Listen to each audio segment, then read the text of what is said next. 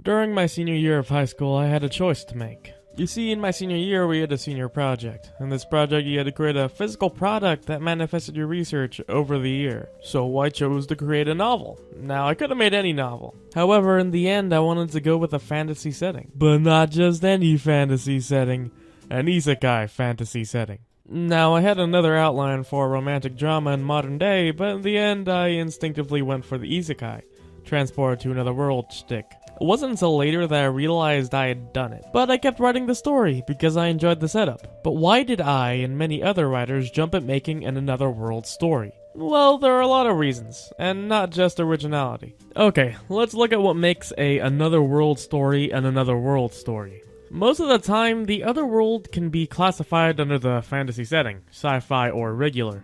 This setting is normally created under most basic world logic with extra rules and limitations. But that's a different box of worms. Being able to create your world is a large part of the Isekai genre, enables flexibility and fluid writing styles, and can create good plot points. Whereas, if you decide against the fantasy setting, your creativity is somewhat limited. Nowadays, most fantasy seems based off of the Tolkien style of elves, halflings, and dwarves, etc., which give a good basis for the world.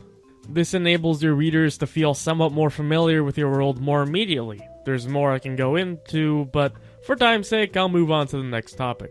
One of the main elements of another world anime is having a character from, most likely, our world, become transported to another world. Why is this important? It's important because you have a character the readers can sympathize and learn with, the main character. Instead of being dumped into a world and having to think for yourself about what in the world is happening, you can have the main character do that.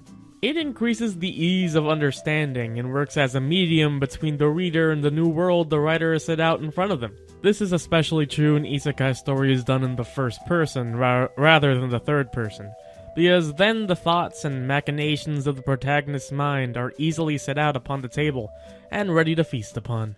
In summary, isekai stories are done so that you can get all of the positives of a fantasy genre without having to work so hard to present your world in a non-in-your-face way.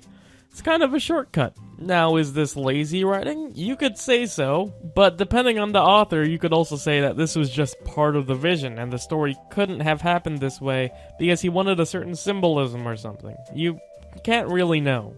For example, another world can symbolize diving into another world in this world, as in, like, you're diving to a new place, a new possibilities. Like when you go from high school to college, or college to the working force. It's similar from going from, college to a working force to going to another world. You're entering a new space that you have to adjust to. In that kind of way, you could make a isekai story a coming-of-age story and just combine both of those together. In saying all that, what I'm trying to say is that you can use isekai in a new, good way, better than, I don't know, some other thing that showed up last season. The Mart font. But all joking aside, what do you guys think of isekai? And, do you like it? Do you dislike it? Do you think it's lazy? Do you think it's a good way to present a story? Is it too saturated? Is there too much of it? Is there not enough of it? Okay, maybe I'm asking too much, but, do whatever you want in the comments. What's the point of me even asking questions? I'm just gonna say do whatever you want.